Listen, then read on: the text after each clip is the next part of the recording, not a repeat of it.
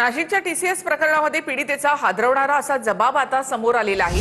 शरीरावर घाणेरड्या कमेंट्स केल्याचा पीडितेचा जबाब आहे। पीडितेच्या जबाबातून अनेक संतापजनक बाबी समोर आल्या आहेत। व्हॉट्सअप ग्रुपमधून तरुणींचा मानसिक छळ होत असल्याची सूत्रांची माहिती आहे।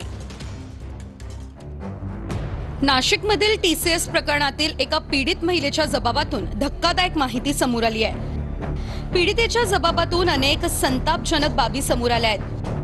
रजा मेनन आणि आसिफ अन्सारीकडून कशा प्रकारे मुलींचा छळ व्हायचा याचा जबाब पीडितेनं दिलाय।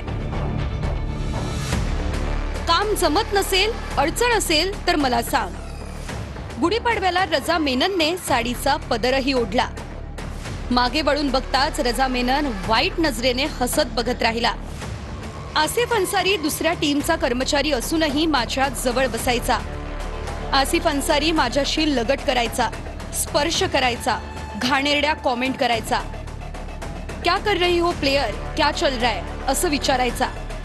काम नहीं संभल रहा है क्या, कोई दिक्कत हो तो मुझे बता देना, आसिफ अन्सारी बोलायचा। आसिफ अन्सारी माझ्या दिसण्यावरून घाणेरड्या कमेंट पास करायचा।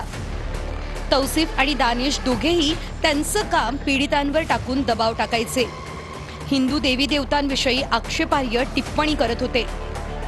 2023ला रमजान ईदच्या दिवशी तौसिफ अन्सारीनं एका कर्मचाऱ्याला जबरदस्ती घरी नेलं आणि त्याच्या धर्माची टोपी डोक्यावर घातली।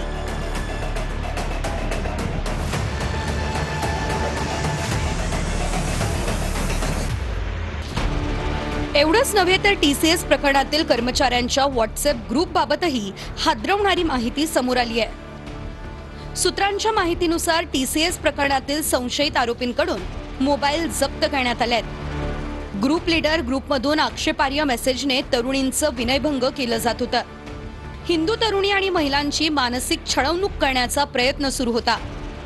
ऑफिसमध्ये दररोज नेटचा पासवर्ड अश्लील नावानं किंवा हिंदू मुलींच्या धार्मिक भावना दुखावतील अशा पद्धतीनं सेट केला जायचा। शफी शेख आणि रजा मेनन यांच्या मोबाईलमधील काही डेटा डिलीट केल्याचीही शंका आहे।